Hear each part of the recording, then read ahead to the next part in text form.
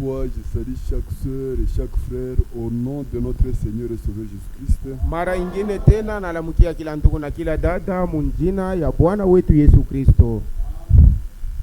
Le frère Jonas Kombe, Ndugu Jonas Kombe et le frère Jeff Kadima na ndugu Jeff Kadima m'ont chargé aussi de vous saluer au nom du Seigneur Jésus-Christ. bali niambia nimilamukie wote munjina ya Bwana Yesu Kristo. J'espère que vous êtes dans la joie. Awaza kwa sema mko na furaha. Parce que dans la maison de Dieu, il faut être toujours dans la joie. Munyumba ya Mungu inapaswa kwa wakati yote mpaka na furaha. Pour David, il disait, Kwa Daudi yeye alianza kusema, mieux vaut un jour dans tes parvis que 1000 ans ailleurs. ni mzuri sana hata siku moja munyumba yako kuliko kupitisha masiku 1000 mbali na neno na nyumba yako. Mais pour Pierre, lui, il disait, Kwa Petro yeye alianza kusema, il est bon que nous soyons ici.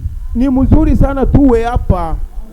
Même nous aussi. Hata shi wenyewe. Il est bon que nous soyons ici. Ni mzuri tuwe hapa. Et si on peut mélanger les deux, Kama tunaweza kuchanganya vyote viwili, mieux vaut un jour dans tes parvis. ni mzuri sana siku moja tu munyumba yako. Mieux vaut être un jour ici à l'église. Ni mzuri tu kuwa tuna siku moja kuikala huku kukanisa. Même si cela prenait 24 heures. Hata kama siku inakuwa na masaa 24. C'est mieux d'être là. Ni mzuri kuwamo. Parce que dans la présence de Dieu, nous serons toujours fortifiés. Muwepo wa Mungu tutatiwa tu mpaka nguvu. Mushichoke. Ne vous fatiguez pas. Parce qu'on aura aussi besoin de vos amens. Maana tutakuwa na lazima ya maamina yenu. Et frère Branham disait, Ndugu Branham anaanza kusema, j'ai oublié le paragraphe. Mina sababu kurasa yake. Quand vous disiez amen à la parole, kama mko nasema amina kuneno, vous vous opposez directement au diable. Na pale mnamkataria wala mnamupinganisha shetani. Quand on prêche, vous dites amen. Donc, quand vous dites amen, le diable est mal à l'aise. Wakati wanahubiri mwa mnasema amina, shetani asijisikie sawa. Parce que c'est la parole de Dieu. Maana ni neno ya Mungu. Et nous avons l'assurance que Dieu nous aidera encore une fois. Tuko na uhakika kusema Mungu atatusaidia tena. Je vous invite à vous lever pour la lecture de la parole de Dieu. Na mialika msimame njoo usomi wa neno la Mungu. Nous lisons seulement une partie du verset 13 de Romains 6. Tuko nasoma mu Roma sura yake ya 6 mstari ya 13. Une partie seulement. Kipande tu kimoja. Seigneur notre Dieu et notre Père céleste, Bwana Mungu wetu na Baba yetu aliye juu mbinguni, nous te remercions encore une fois cet après-midi imangaribi tena tunasema asante pour nous avoir réunis dans ta maison. kwa kutukusanisha munyumba yako. Après t'avoir prié, Kisha kukuomba, nous avons l'assurance que tu as exaucé chaque prière qui t'a été adressée au nom de Jésus-Christ. tuko na uhakika ya kusema ulikubali wala kusikia kwa maombi yote ilikuomba paifuashi munjina Yesu Kristo. Parce que tu as dit tout ce que vous demanderez en mon nom, croyez que vous l'avez reçu et vous le verrez s'accomplir. Nasema ya kwamba kiote kile munalomba mwaminie ya kusema mutekipokea mutekiona mukutimilika. Nous avons l'assurance que tu nous as déjà donné la force. Tuko na uhakika kusema nguvu ushakuitupa. Nous avons l'assurance que tu as déjà pardonné nos péchés. Tuko na uhakika kusema zambi zetu zisa kusamehewa. Nous avons l'assurance que tu as déjà guéri nos maladies. Tuko na uhakika kusema magonjwa yote yetu isha kutunziwa. Nous avons l'assurance que ta présence nous a déjà consolés. Tuko na uhakika kusema uwepo wako inatufariji. Maintenant que nous voulons t'écouter, Hapa sasa tunapenda kusikia. puisses-tu nous accorder la parole de vie, Utupe koneno ya uzima. notre préparation, Kwa matayarisho yetu. parce que dans ce temps dans lequel nous vivons, Wakati ambao tuko naishi, notre priorité c'est la préparation. mambo yetu ya kwanza ni matayarisho. Assiste-nous, Utusaidie. parce que nous attendons le retour imminent du Seigneur Maana tuko Jésus-Christ. naongoja kurudi kwa hapa sasa na kwa ghafla kwa Bwana Yesu Kristo. Nous le demandons avec foi, Tunaiomba na imani. au nom de notre Seigneur et Sauveur Jésus-Christ. Munjina ya Bwana wetu na Mwokozi Yesu Kristo. Amen. Nous lisons Tuko nasoma le parti A seulement. ni kipande tu kia kwanza kia ile mustari. Ne livrez pas vos membres au péché. Musitoe viungo vyenu kuzambi. Que le Seigneur ajoute ses bénédictions à la lecture de sa parole. Na Bwana Mungu aongeze mabaraka usomi wa neno lake. Vous pouvez vous asseoir. Unaweza kuikala. Et c'est ça même le thème que nous sommes en train d'exploiter depuis le mercredi. Ni pa kile kishina tuko nazungumuzia tangia mkazi tatu. Ne livrez pas vos membres au péché. Mshitoe viungo vyenu kuzambi. Le péché, c'est la pire des choses. Zambi ni kintu kimoja kibaya sana. Le péché n'approche personne de Dieu. Zambi haikaribishake muntu kumbele ya Mungu. Le péché rompt la communion entre toi et Dieu. Zambi iko navunja ushirika yako na Mungu. Le péché sent la puanteur. Zambi iko nashikirika harufu yake. La puanteur. Harufu mubaya kuoza. Ah, c'est le péché à l'odeur la plus mauvaise de toutes les choses qui existent. Kubintu vyote biko wako hapa dunia, zambi ndio kintu kiko na harufu mubaya. Amen. Le péché a la plus mauvaise odeur de toutes les choses qui existent sur la Kubintu terre. vyote biko hapa dunia, zambi ndio iko na harufu mubaya sana. Dieu pouvait supporter Jean-Baptiste avec son habit la peau de chameau qu'on ne l'avait pas. Yesu alipaswa kumvumilia ule Yohana Mbatizaji hata vile alikuwa aisha kuvala ngozi ya ngamia ile azungwake nayo. Qu'on ne l'avait pas. Ile akwake nayo. Qu'on ne l'avait pas, kufula. Ile abakwanza kufula.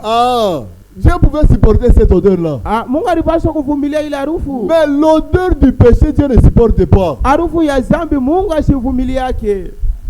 Je vous ai promis que je vais lire ça. Milakaka kusema nitaisoma. Mais je vous donne pour gagner du temps seulement les paragraphes. Juu ya kukombola wakati mite mipa tu bipande. C'est dans la prédication, soyez certains de Dieu. Mahubiri inaitwa kwamba muwe mna uhakika ya Mungu. Prêchez le 8 juillet 1959. Ilihubiriwa mule 8 juillet 1959. Paragraphe 12. Kipande yake ya 12. Soyez certains de Dieu. Muwe na uhakika na Mungu. Prêchez le 8 juillet 59. Ilihubiriwa le 8 juillet 1958. 59. Paragraphe 12. Kipande yake ya 12. C'est dans ce paragraphe où Frère Branham dit le péché dégage une très mauvaise odeur. Ni muile kipande ndio mule ndugu Branham iko nasema zambi iko natosha harufu mubaya. Ça dégage la puanteur. Iko na leta harufu ya kuoza. Ne vivez pas avec ça. Hapana kucheza nayo. Le péché, c'est la pire des choses. Zambi ni kintu kimoja kibaya sana. Ça nous a amené des maladies. Ili tuletea magonjwa. Ça nous a amené la mort. Ili tuletea lufu. C'est le péché qui a amené ces choses. Zambi ndio ileta vile vintu vyote. C'est pourquoi ne tolérez jamais le péché. Mushivumilie zambi. Éloignez-vous-en, allez très loin du péché. Mutengane nayo mbali sana. Dans notre église, nous ne croyons pas au fait de vivre avec le péché parce que nous sommes sous la grâce. Kanisa yetu hatuamini kuishi pamoja na zambi ndio tuko naishi munema. Si tu trouves la grâce devant Dieu, kama unapata neema mbele ya Mungu, cette grâce c'est un secours qui te tire de la vie du péché et qui t'amène vers la vie de Dieu. Ile neema ni kitu kiko na kutosha kwa maisha ya zambi na kiko na kukaribisha kumbele ya Mungu.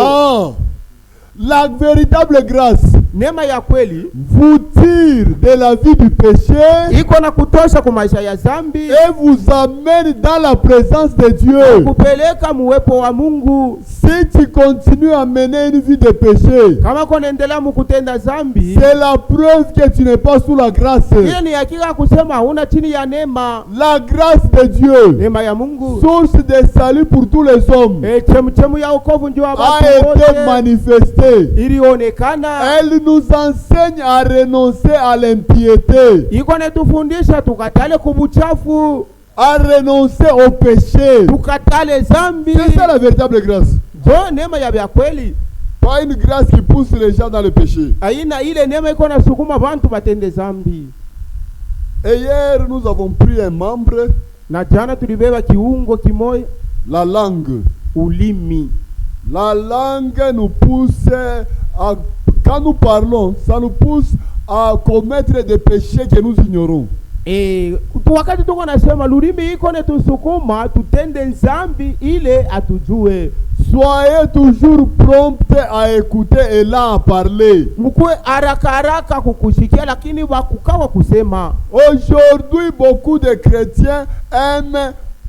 L'homme n'a pas encore terminé à parler, lui il veut le couper pour qu'il puisse parler. Mundu yeye anapendaka wakati yako mbele ya mtu mwenzake, kama yuko nasema yashi aisha yeye deja na mukata Pour que lui puisse parler. tu yeye aseme. Ce n'est pas ça la vie chrétienne. Ila ina maisha ya Kristo. Même Job, il attendait que ses amis Eliphaz, Bildad et les autres puissent terminer à parler pour que Job puisse répliquer. Hata Yubu alianza kongoja marafiki yake Bildad na bengine baishe mbele yeye ndio sasa aseme. Soyez prompts à écouter et lents à parler. Muwe haraka kwa kusikia, lakini mukawe kwa kusema. La langue nous pousse à commettre des péchés si ce que nous disons n'est pas la parole de Dieu. Lurimi kona tusukuma kukusema mbio. Si ce que nous disons n'est pas la parole de Dieu. Kama vile tu unasema haina neno ya Mungu. C'est toi qui as vu telle sœur dans un problème. Wewe ndio ulionaka dada fulani mumambo. Au lieu d'aller la voir, mais tu prends ce dossier-là, tu commences à parler, à propager partout là-bas. Pali pa wewe mwenyewe ulimuona wende uliona iko nafanya kitende umuone unabeba vile alifanya unaanza kusambarisha hapo. Ça ce n'est pas la vie chrétienne. Ila ina maisha ya Kristo. Oh, cette sœur-là s'habille toujours mal.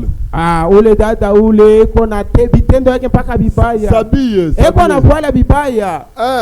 C'est à toi d'aller la voir pour lui parler. Wewe ndio wakwenda kumuona umwambie. Mais quand tu parles à une autre sœur, ça va l'aider en quoi? Kama unaambia dada mwingine vitamsaidia munini? Oh, tel frère, il porte seulement les pantalons taille basse. Ndugu fulani mapantalo yake ni mpaka matai basi anavuala. Quand tu parles à un autre, ça va l'aider en quoi? Kama unaambia mtu mwingine itamsaidia kunini? Ça ne peut pas l'aider. Haitamsaidia. Va vers ton frère. Si ton frère a péché, va vers ton frère. Kama ndugu yako anatenda zambi, wende umuone. Ne péchez pas avec votre langue. Usitende zambi na lurimi yako. Si ce que vous dites ce n'est pas la parole de Dieu, vous commettez souvent des péchés. Kama kile uko nasema haina neno ya Mungu, mara ya mingi muone unatenda ni zambi. Et en dehors de la langue, inje ya lurimi, nous avons un autre membre qui nous pousse à pécher. Tuko na kiungo kingine iko natusukuma kutenda zambi. Le but de cette prédication kifukuzo ya hii mahubiri est que chaque frère et chaque sœur ni kila dada na ndugu puisse avoir une consécration complète envers Dieu. Apate kujitoa kabisa kwa Mungu wake. Mnanifuata bien? Vous me suivez bien? Le but de cette prédication kifukuzo ya hii mahubiri est que chaque frère ni kila ndugu et chaque sœur kila dada puisse se livrer complètement à Dieu. Jitoe kabisa kwa Mungu. Que Dieu puisse utiliser tes membres. Mungu atumikishe viungo vyako. Que Dieu puisse utiliser ta langue. Mungu atumikishe ulimi yako. Que Dieu puisse utiliser tes yeux. Mungu atumikishe macho yako. Tes yeux doivent être différents des yeux des mondains. Macho yako yanapaswa kuwa ya kuachana na macho ya wamudunia. Mina yako le nempeleka. Je sais là où je vous mène. Aujourd'hui on parle des yeux. Leo yeko nasema juu ya macho. Les yeux c'est aussi un membre du corps. Macho nayo ni kiungo cha mwili. Le corps a plusieurs membres. Mwili iko na viungo vya mingi. C'est ce que je crois 1 Corinthiens nous dit. Na wajani kile wa Korinto anatuambia. Le corps a plusieurs membres. Mwili iko na viungo vingi. Le corps a plusieurs membres. Mwili iko na viungo vya mingi. 1 Corinthiens 12. 1 Corinthiens 12. Wa Korinto wa kwanza sura yake ya 12. Verset, à partir du verset 12. Kuanzia mstari ya 12. On va descendre. Tutashuka. Car kwa maana comme le corps est un et a plusieurs membres. Sa vile mwili ni mmoja tu lakini iko na viungo vingi. Et comme tous les membres du corps malgré leur nombre ne forment qu'un seul corps. Na sa vile viungo vya mwili ingawa wingi yavyo viko natunga tu mwili moja. Ainsi en est-il de Christ. Na ndio vile viko ndani ya Kristo. Nous avons tous en effet été baptisés dans un seul esprit. Kwa hivyo tulibatiziwa sisi zote katika roho moja pour former un seul corps, juu ya kutunga mwili moja, soit juif, wala muyuda, soit grec, wala soit muyunani, esclave, wala mtumwa, soit libre. wala mwenye kwa huru. Et nous avons tous été abreuvés d'un seul esprit. Na sisi zote tulinyuishwa tu roho moja. Ainsi le corps n'est pas un seul membre, Na hivi basi mwili haina na kiungo moja, mais il est formé de plusieurs membres. na ni yenye kutungwa na viungo vingi. Si les pieds disaient, Kama mkulu inasema, parce que je ne suis pas une main, sa vile mi sina mkono, je ne suis pas du corps, mi sina wa kumwili. ne serait-il pas du corps pour cela? Juu ya ile anasema eti haitakuwa tu mpaka ya kumwili. Et si l'oreille disait, Na kama tulishijua inasema, parce que je ne suis pas un œil, sa vile shina je ne richo, suis pas du corps, mi sina wa kumwili. ne serait-elle pas du corps pour cela? Eti haitakuwa tu kumwili njoo ya ile. Si tout le corps était l'œil, Si mwili yote ilikuwa rinji. où serait Louis? Sasa rishikio ilipaswa kwa watu. S'il était tous oui, Kama yote ilikuwa rishikio, où serait l'odorat? sasa mpua ilipaswa kwa wapi? Maintenant, Dieu a placé chacun des membres dans le corps comme il a voulu. Asa Mungu aliweka kila viungo ndani ya mwili paka vile yeye mwenyewe alipenda. Dans le corps, Dieu a mis les membres comme il a voulu. Mwili Mungu aliweka viungo yeye mwenyewe alipenda. Il y a l'œil, il y a l'oreille, il y a le pied, il y a kuko rincho, kuko rishikio, kuko mikulu. C'est la même chose avec le corps de Christ. Ni jo vile viko ndani ya mwili ya Kristo.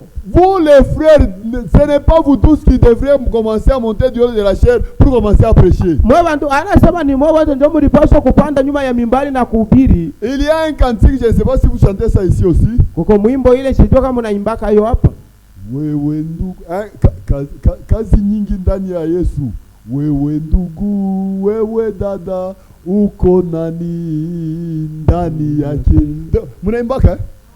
Alléluia, alléluia. Donc, chacun a sa position dans le corps. Kila mtu yako nafasi yake mwili. Dieu peut appeler celui-ci, il lui donne le ministère de prêcher. Mungu anaweza kuita huyu anamupa huduma ya kuhubiri. Dieu peut appeler notre sœur, il lui donne comme mission nettoyer seulement l'église. Mungu anaweza kuita dada, kazi yake anamupa ni ya kukolopa tu mkanisa. Dieu peut mkanisa. appeler un frère comme mission, il lui donne soutenir l'œuvre de Dieu avec ses biens.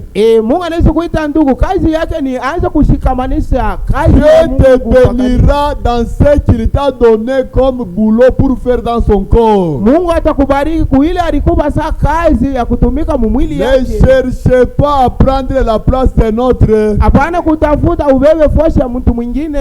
Si tu n'es pas prédicateur, ne prêche pas. Kama uikaleke mhubiri usihubiri. Fais ce que Dieu te dit de faire. Fanya mpaka kile Mungu anakuambia kufanya. Comme l'esprit du Seigneur avait parlé avant-hier dans la bouche de frère Roger. Esa vile Mungu roho ya Mungu ilisema juzi mkinywa ya ndugu Je Roger. n'ai pas oublié ça. Ameishi kuhesabu. Pécher, Kutenda dhambi c'est faire ce que Dieu ne t'a pas dit de faire. ni kufanya kile Mungu asikukwambia kufanya. Dieu ne t'a pas demandé de prêcher, toi tu prêches. Tu prêches. Mungu asikukwambia kuhubiri, wewe unahubiri. Ni dhambi ile unafanya. Fais seulement ce que Dieu te demande de faire. Ufanye mpaka kile Mungu anakuambia kufanya. Les yeux Macho sont les membres de notre corps. ni viungo vya mwili yetu. Nous devons livrer nos yeux au Seigneur, pas au péché. Tunapaswa kutoa macho yetu kwa Bwana, ana kuzambi. Tout pas moi. On est ensemble. 2 Samuel chapitre 11. Samueli wa pili sura yake ya 11. 2 Samuel chapitre 11. Samueli wa pili sura yake ya 11. À partir du verset 2. Kwanza mstari ya pili. Un soir, Magharibi moya, David s'éleva de sa couche. Daudi akalamuka pa kitanda yake. Et comme il se promenait sur le toit de la maison royale, Savila alianza kutembea yulu ya malata wala yulu ya nyumba ya kifalme. Il aperçut de là une femme qui se baignait. Toka mbali akaona mwanamke ule alianza kunawa. Akaona, voilà, merci beaucoup. Akaona mwanamke njoriona. Ce sont les yeux qui ont vu ça. Ni macho ndio iliona mwanamke. Il a aperçu de là une femme qui se baignait Akaona mwanamke yule alianza nawa et qui était très belle de figure. na alikuwa mrembo sana. David fit demander qui était cette femme. Daudi akaulizisha ule mwanamke ni wa wapi. Et on lui dit, Bakamwambia, n'est-ce pas Bathsheba, fille d'Eliam, femme d'Uri le Hétien?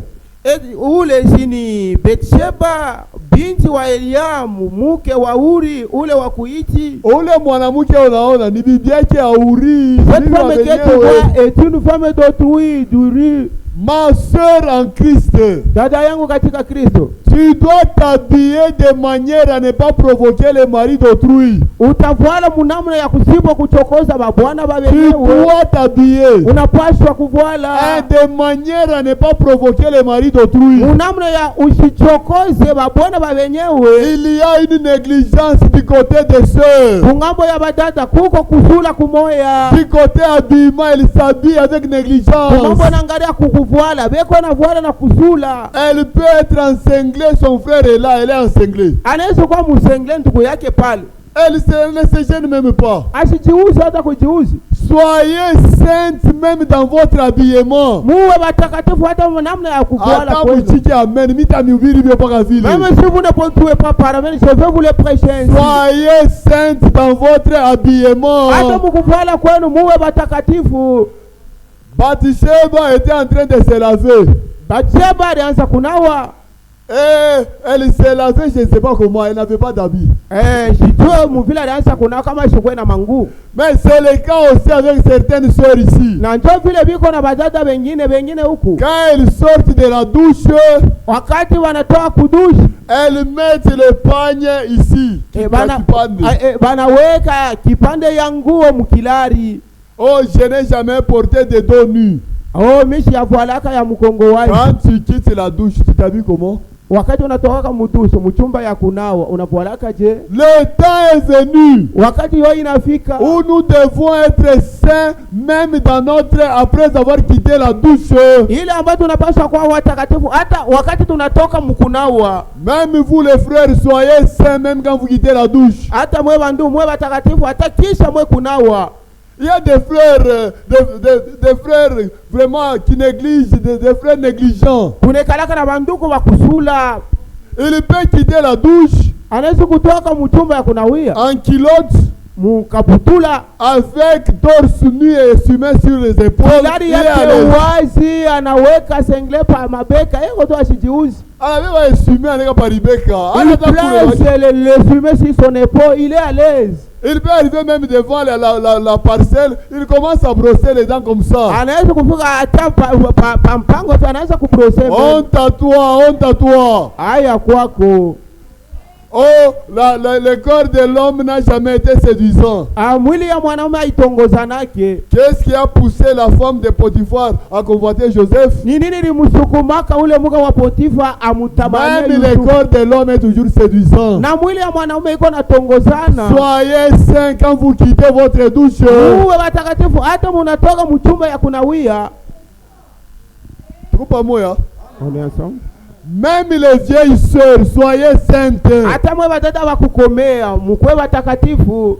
Oh, les saints sont déjà tombés, je vais cacher quoi? Oh, majiba tu isha kuanguka. Ni nini nitafichika tena? Votre corps n'est pas disposé à être vu par tout le monde. Mwili yako haina tayari pale juu ya mtu wote. Votre corps c'est le temple du Saint-Esprit. Mwili yako ni makao ya Roho Mtakatifu. Gardez-le dans la sainteté, dans la pureté. Tunga muusafi na muutakatifu. Amen.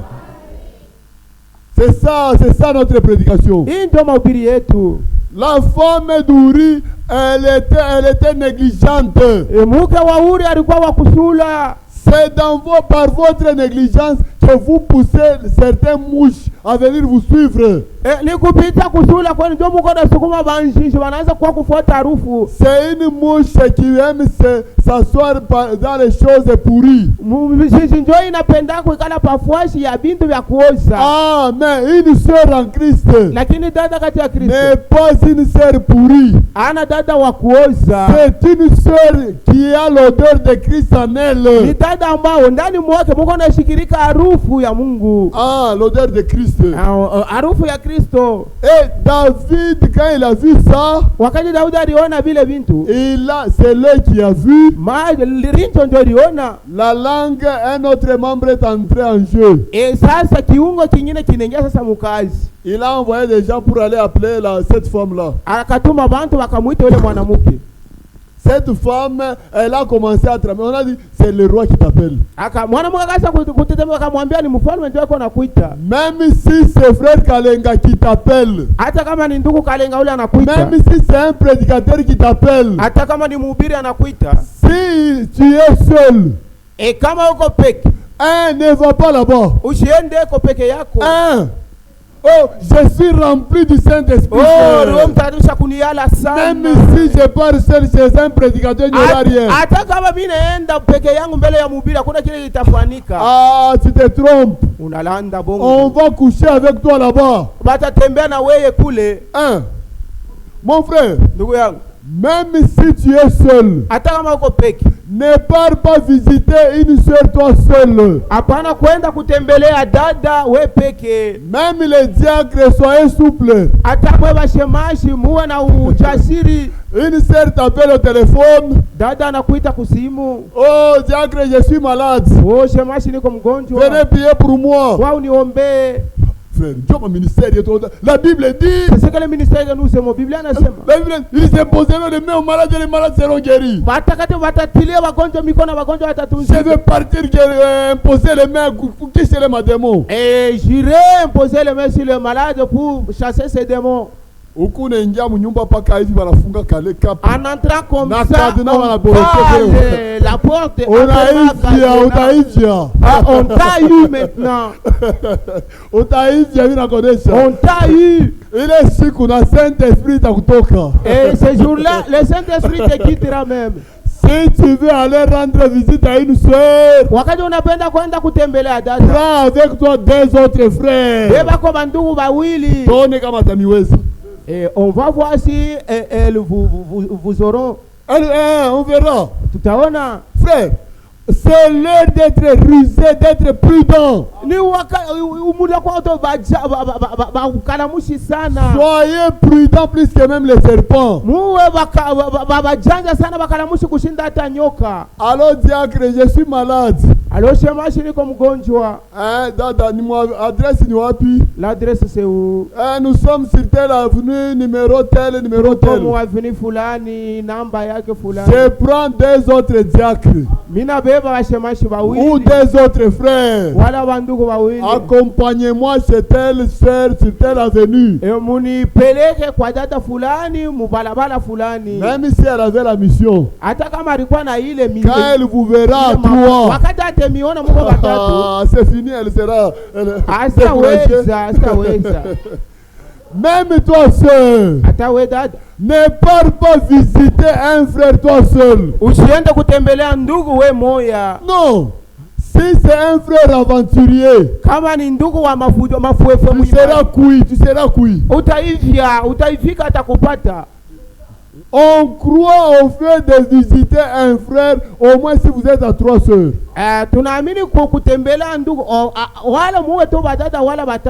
Même si on donne un communiqué au tel frère est malade, prends deux sœurs avec toi, allez-y les visiter. Soyez prudents plus que même les serpents. Et Bathsheba est venu, c'est le roi qui m'a appelé. Elle est arrivée chez le roi. Le roi lui a dit déshabille-toi. Elle a obéi au roi. Si c'est qu'un frère me dit n'est pas la parole, je ne peux pas obéir. Amen. Nous sommes appelés à obéir uniquement à la parole. Le péché de David a commencé avec les yeux. Et quand Satan entre dans vos yeux, vous les jeunes, Mweba biana. Vous aimeriez regarder les choses sales sur vos téléphones. Pasimu yenu munapendaka kuangalia bintu vya buchafu. À ce moment-là, ce n'est pas Dieu qui utilise vos yeux. Na pale anamuwe kona tumikisha macho yenu. C'est Satan qui utilise vos yeux. Ni shetani kona itumikisha. Vous les sœurs Mweba dada. qui aimeriez regarder les saletés à la télévision. Bale banapendaka kuangalia vya buchafu pa television. À ce moment-là, ce n'est pas Dieu qui utilise vos yeux. Pale anamuwe kona tumikisha macho À yenu. ce moment-là, c'est le diable qui utilise vos Mwile yeux. wakati shetani ndio kona tumikisha macho yenu. Ne livrez pas vos membres au péché. Musitoe viungo vyenu kuzambi. Ne livrez pas vos yeux au péché. Musitoe macho yenu kuzambi. Livrez vos yeux à Dieu. Mutoe macho yenu kwa Mungu. Vous voulez une écriture? Napenda ndiko. Vous voulez une écriture? Munapenda ndiko. Acte. Matendo ya Mitume Acte 2. sura yake ya 2 Du verset 16 jusqu'au verset 17. kwanza mstari ya 16 mpaka 17. Mais c'est ici ce qui a été dit par le prophète Joël. Ni hiki kile kilisemewaka na nabii Yoeli. Dans les derniers jours, Kwa siku za mwisho, dit Dieu, Mungu anasema, je répandrai de mon esprit sur toute chair. tamwanga roho yangu yulu ya mwili yote. Vos fils Batoto yenu wanaume et vos filles prophétiseront. na babinti yenu batatabiri. Vos jeunes gens auront des visions. Biana vyenu vyanaume vitapata maonyo. Et vos vieillards auront des songes. Na wazee wenu watapata mandoto. Qui a parlé ça? Nani alisema vile? C'est un homme. Ni Mungu ndio alivisema. C'est Dieu qui ne ment jamais. Mungu ule silandake ndio alivisema. Il a dit vos jeunes gens auront des visions. Anasema biana vyanaume vyenu vitapata maonyo. Ces visions viennent sur quel membre du corps? Maonyo inatokea kwa kiungo kani cha mwili? Les yeux. Macho. Si tes yeux sont remplis de péchés, tu n'auras pas de vision. Macho yako kama isha kuchana dhambi hautapata maonyo. Mais si tes yeux sont consacrés à Dieu, kama macho yako isha kutolewa kwa Mungu, les visions ne sont pas destinées uniquement aux prophètes. Maonyo ailetewe tu mpaka manabii, hapana. Même une sœur peut avoir une vision. Hata dada anaweza kuipata. Tout pas moi. On est ensemble. Même une sœur peut avoir des visions. Hata dada anaweza kupata maonyo. Si la nièce de Balaam pouvait voir l'ange de Dieu que Balaam ne voyait pas. Kama punda ya Balaam alipaswa kuona malaika ule ambao Balaam mwenyewe asikuone, à combien plus forte raison toi si tu te consacres à Dieu? mara ngapi wewe kama unajitoa kwa Mungu? Marie était une vierge. Marie alikuwa bikira Qui se gardait consacrée à Dieu. ule alianza kujitunga mwenye kujitoa kwa Elle Mungu. disait je suis la servante du Seigneur. Alianza kusema niko binti wa Bwana. Un jour elle a vu de ses propres yeux l'ange Gabriel. Siku moja na macho yake mwenyewe akaona malaika Gabrieli. Avec la vie de péché que tu mènes toi. Na ile maisha ya dhambi ile uko naishi wewe. Quand est-ce que Dieu va utiliser tes yeux pour que tu vois aussi les anges? Ni wakati kani Mungu atatumikisha macho yako ndio uone na wewe malaika? Quand est-ce que? Ni wakati kani? Quand est-ce que Dieu va utiliser tes yeux, mon frère?